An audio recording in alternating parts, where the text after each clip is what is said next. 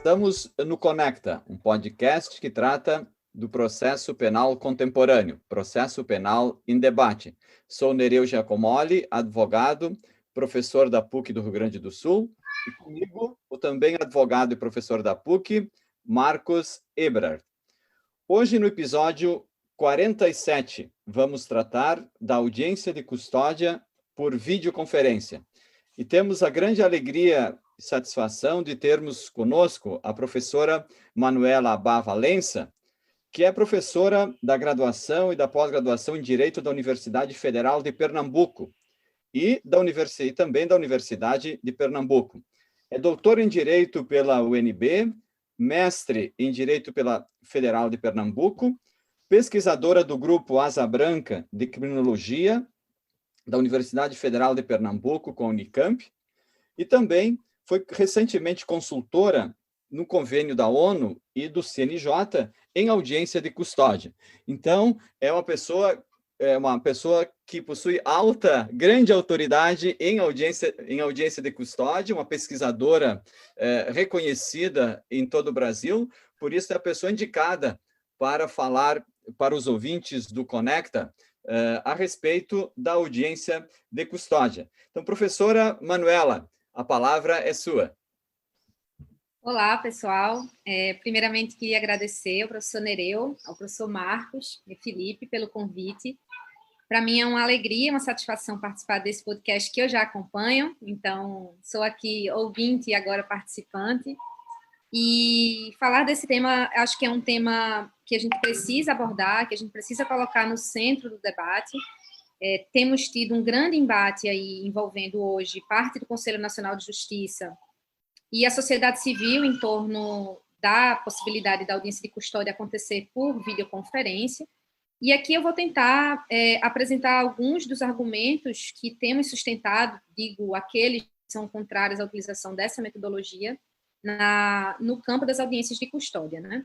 Não se trata de fala refratária aos avanços da tecnologia, porque a gente sabe o quanto que isso nos ajuda ainda em diversos aspectos, né, da nossa vida, e o que também significa o avanço da tecnologia para o próprio sistema de justiça, para o sistema de justiça criminal, na coleta de dados, sistematização de informatização, enfim. Não é uma fala contrária, né, ou refratária ou conservadora em relação a esses avanços, mas é uma fala preocupada com o que a audiência de custódia por videoconferência pode perder no seu, digamos assim, naquilo que talvez seja um de seus principais escopos, que é a prevenção e o combate à tortura, mas também, inclusive, na qualidade decisória desse ato se realizado por meio da videoconferência.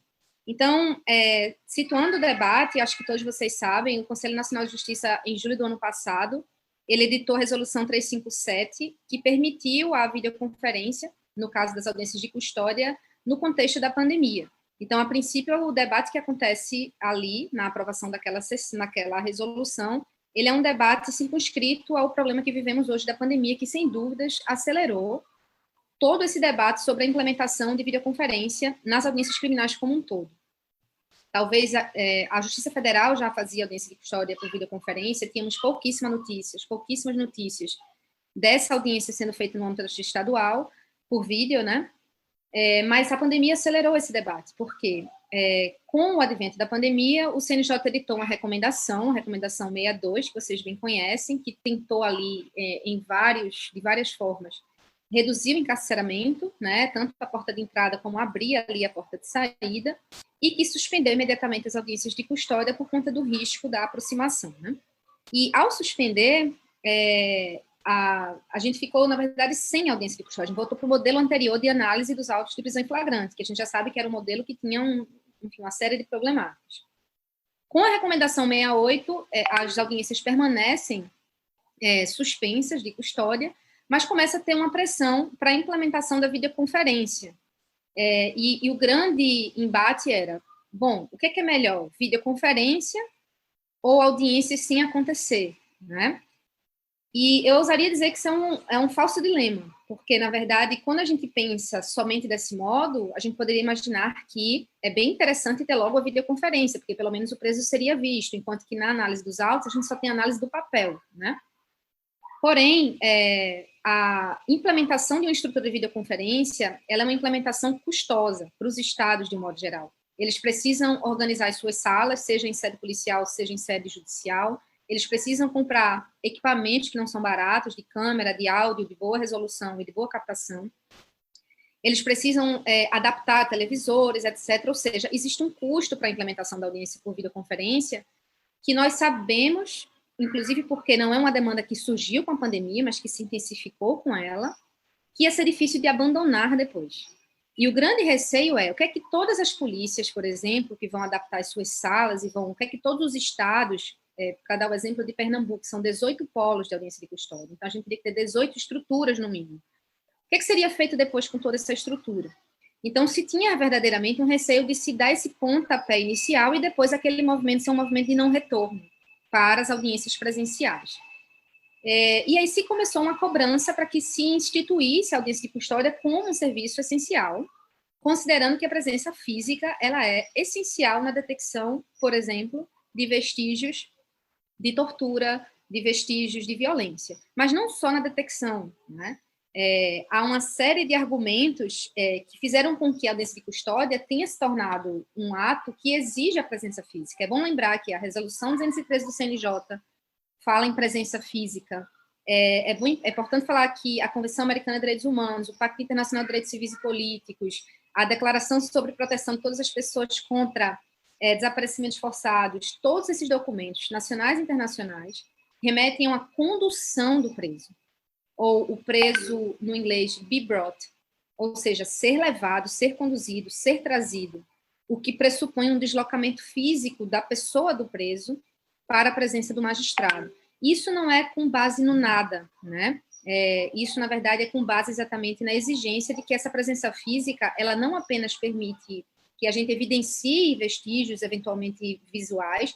Digo isso porque não é o juiz quem vai fazer essa detecção, porque é muito importante a realização do laudo de exame traumatológico, né? Por peritos preferencialmente especializados na temática da tortura e de maus tratos. Mas a presença física do preso pressupõe a possibilidade de ele se sentir num ambiente que a gente pode chamar de um ambiente favorável para ele falar sobre tortura. Na década de 60, só para a gente ter ideia de o que essa coisa do ambiente é importante, os Estados Unidos, num precedente da Corte Constitucional, que é Miranda versus Arizona, em que se reconhece o aviso de Miranda como algo obrigatório a ser dito aos presos em sede policial, que é a respeito da possibilidade de ter um advogado, naquele precedente, a Corte, ao julgar, ela diz que o ambiente policial é um ambiente hostil. Esse reconhecimento, que não é um reconhecimento sobre os policiais, não é um reconhecimento sobre as pessoas que estão ali, mas sobre aquele ambiente, por uma série de circunstâncias históricas, econômicas, sociais, políticas, de cultura organizacional, ser um ambiente hostil ao preso. Ele ali não é outra coisa senão um, entre aspas, bandido. Como dizer que alguém que está nesta condição se sente à vontade para falar sobre tortura, eventualmente perpetrada por policiais?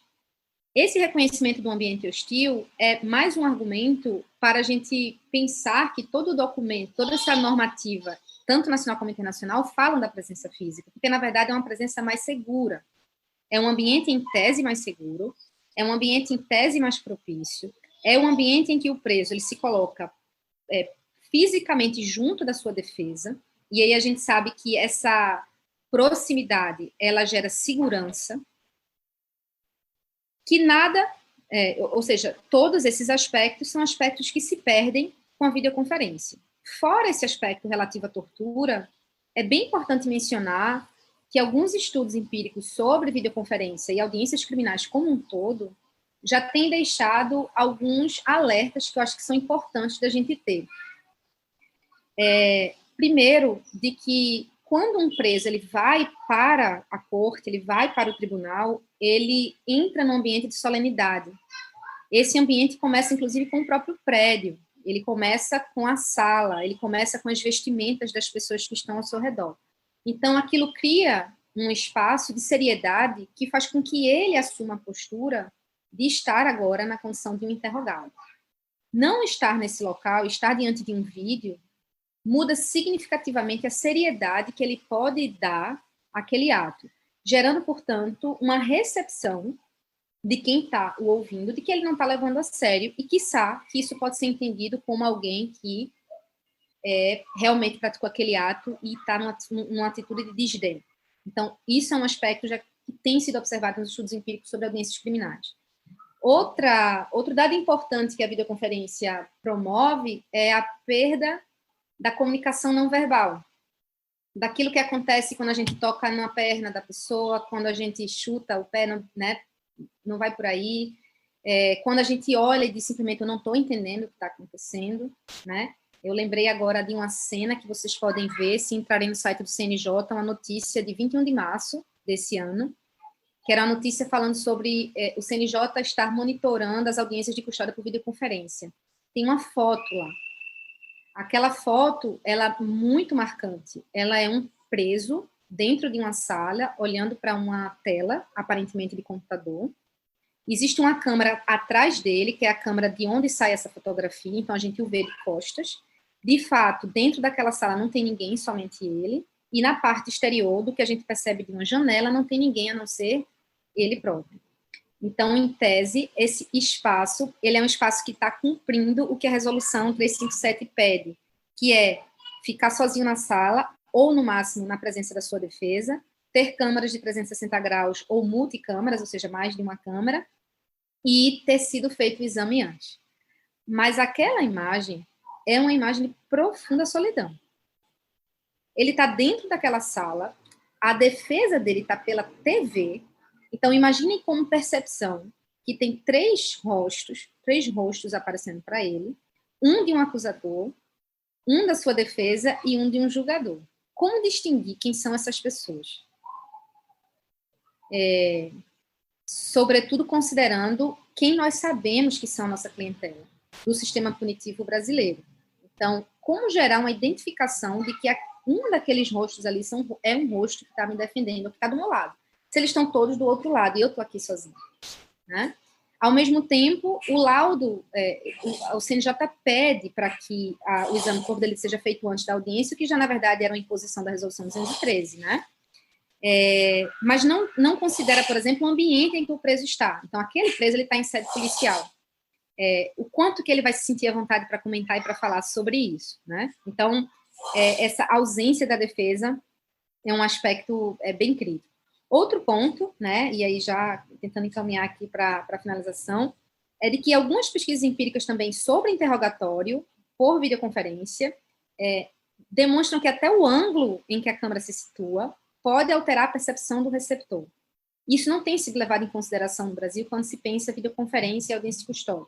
Mas até isso pode alterar, e alguns estudos, inclusive pioneiros da década de 70, ainda nos Estados Unidos, ainda com a tecnologia bastante rudimentar, demonstra que o ângulo sugere pessoas mais mentirosas ou menos mentirosas, né? Claro que não são estudos da área do direito, mas da psicologia, que a gente poderia estar levando em consideração e não está. E, por fim, tem um estudo empírico ainda nos Estados Unidos sobre as audiências de fiança, que demonstram que, após a implementação da videoconferência nessas audiências, os valores das fianças aumentaram significativamente. A gente não tem um estudo empírico que diga assim, prendeu mais ou prendeu menos depois da implementação da videoconferência, mas a gente tem um estudo sobre fiança, no caso específico sobre as audiências de concessão de fiança, que falam sobre esse aumento no rigor na implementação dessa cautelar alternativa, né? Que sugere algo que a gente já tem comentado, que é uma certa perda de empatia, esse ângulo que a gente não sabe com quem a gente está falando, essa perda de seriedade, ou seja, todos esses elementos que eu comentei podem, de fato, reverberar em um tratamento mais gravoso, né, do ponto de vista da própria cautelar. Então, não é só um problema de tortura, é principalmente um problema de tortura, sobretudo no Brasil.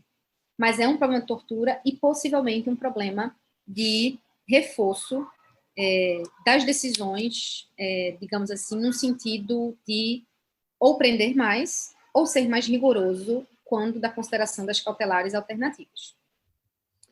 Muito bem, excelente abordagem, professora Manuela. O direito de audiência, né, ou o direito de ser ouvido não é só, ele vai além da simples ouvir a voz e ver a imagem, né? Mas sim o direito de ser visto e percebido, realmente a presença física, onde muitas vezes a percepção ela muda, da presença física ou da simples presença virtual. E outro ponto importante diz respeito ao ambiente, né? O ambiente realmente se é um ambiente favorável a que a pessoa fale, né? Voluntariamente e fale, fique à vontade, né? E nós temos observado em alguns estados da federação assim as audiências de custódia feitas no presídio, né? Que é também um ambiente assim mais hostil, né? Mais hostil do que o próprio ambiente, né? Como bem que tu falasse, não são as pessoas, não são os policiais, né? Do que o ambiente policial, né? Então, o que tu, assim, nessa pesquisa, né, professor Manuel, tu és uma pesquisadora nata, né? E não sei se tens algum conhecimento de alguma pesquisa ou de alguma situação em que no Brasil ainda estão continuando as audiências nos presídios, né? Tu tens alguma informação sobre isso? Se isso é uma realidade ainda ou não? Eu acho, inclusive, que em Porto Alegre as audiências de custódia ainda aconteciam dentro do presídio, né? A diferença é que eram audiências presenciais, então todo mundo se desloca para aquele local e realiza ali. Em Brasília, ela acontece num núcleo junto com a polícia, então não é dentro de um fórum, né? Como é, por exemplo, em Pernambuco, como é, por exemplo, em Alagoas. A gente tem mais de um tipo de configuração do ambiente onde essa audiência presencial acontece. Se isso influencia, e olha que é presencial, né? Ou seja, todo mundo está no mesmo local, a defesa está ao lado do preso, o preso está olhando para a defesa pode eventualmente olhar para o preso, captar essa comunicação não verbal. Mas você imagina, então, um preso que está sozinho na delegacia ou está sozinho dentro de um presídio, né? Nem simbolicamente ele consegue perceber, que é um outro dado também de algumas pesquisas nos Estados Unidos sobre a videoconferência, como se fosse assim um influxo de liberdade. Que ele está o tempo todo dentro do ambiente da custódia, né? Dentro do ambiente em que ele está custodiado. Ele está o tempo todo dentro da polícia, o tempo todo dentro do presídio. Nem aquele espaço de, simbolicamente, estou chegando num tribunal, é um lugar diferente daqueles outros, né? Do meu lado vai ter uma pessoa que está caminhando com uma roupa que não é um uniforme. Até isso não muda, né? Quando você pensa na videoconferência. Agora, é claro que do ponto de vista do custo, né? Do ponto de vista da celeridade, se a gente pensar nessas metas como prioritárias, a gente não tem como argumentar que não é mais barato ou que não é mais rápido, né? O problema é que a justiça não é refém dessas duas variáveis, né? Claro, claro. Professor Marcos, não sei se tem alguma intervenção, professor Marcos? Professor Nereu, professora Manuela, satisfação enorme estar dividindo esse Conecta número 47 com vocês. E hoje eu tenho a árdua missão de finalizar esse episódio, mesmo sabendo que nós estamos diante de uma pesquisadora, de uma professora extremamente provocativa em todas as suas abordagens, tanto de mestrado quanto doutorado, de todos os artigos escritos.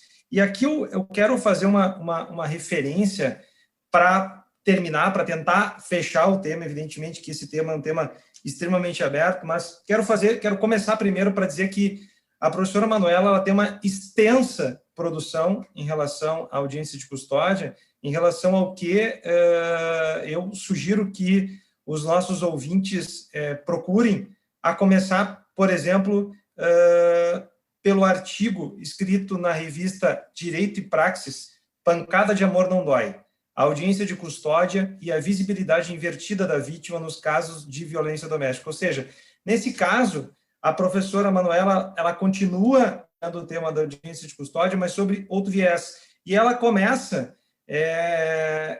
contando o que aconteceu aqui em relação a uma pesquisa de campo de uma pesquisadora, a pesquisadora Tainá Nascimento de Lima, em que a Tainá está narrando o acontecimento de uma audiência. Ou seja, abre aspas, página 1240 da revista Direito e Praxis. Após a entrada do custodiado a juíza iniciou a busca pelos seus antecedentes. Neste tempo, mencionou em tom de deboche o fato de já ser o 4º processo em que a mesma mulher figura como vítima daquele homem, dizendo que o fato de a mulher se deixar passar por isso 4 vezes lhe dá raiva. Por sua vez, o promotor respondeu: pancada de amor não dói, já dizia o poeta, né? Após o que, disse que existe uma música de forró que fala de surra de amor. A defensora pública pede, aos risos, que ele cante a canção, mas ele responde que não pode fazer isso, já que estava sendo tudo gravado. Logo que a magistrada avisa que não está gravando ainda, ele canta e todos riem, inclusive o custodiado. Essa abordagem que a professora Manuela traz é uma abordagem sobre o viés do esquecimento da vítima de violência doméstica dentro das audiências de custódia. Mas você imagina, para argumentar, que nós estamos aqui trabalhando num ambiente físico de audiência de custódia, em que a vítima da violência doméstica foi esquecida dentro desse panorama em que a audiência vira algo lúdico. Portanto, fora do direito, fora do contraditório, fora do devido processo legal e fora de outros tantos princípios e regras que nós muito bem conhecemos. Imagina agora que nós estejamos diante de uma audiência por videoconferência. A audiência por videoconferência, ao redor e além de todas essas orientações, colocações, críticas, ponderações trazidas pela professora Manuela e que são, na verdade, problemas práticos do dia a dia, inclusive do dia a dia da advocacia, refletem ainda mais um problema, que é um problema que o advogado, em videoconferência, ele está completamente afastado do direito de interferência. Imagina que o acusado não tem o direito de interferência. Agora você imagina o advogado e o acusado sem o direito de interferência. E, portanto, ao largo completo do contraditório. Imagina, então, que a audiência de videoconferência, a audiência de custódia, ainda a audiência de custódia por videoconferência, nos moldes em que ela está colocada, e aqui, no caso trazido pela professora Manuela, do ponto de vista da tortura / violência policial, nós temos um tema completamente afastado, um tema completamente pulverizado pela metodologia trazida. E eu lembro, professor Nereu, do episódio número 32, em que nós tivemos aqui conosco a grata satisfação de ter ao nosso lado também uma pesquisadora que aprofunda-se, assim como a professora Manuela, no tema da violência policial, que foi a professora Mariana Pimuniz, professora, doutora agora em Sociologia pelo Programa de Ciências Sociais aqui na PUC, que trabalhou no episódio número 32, a qual remeto os nossos ouvintes, Investigação Criminal, Violência e Percepções, e que acaba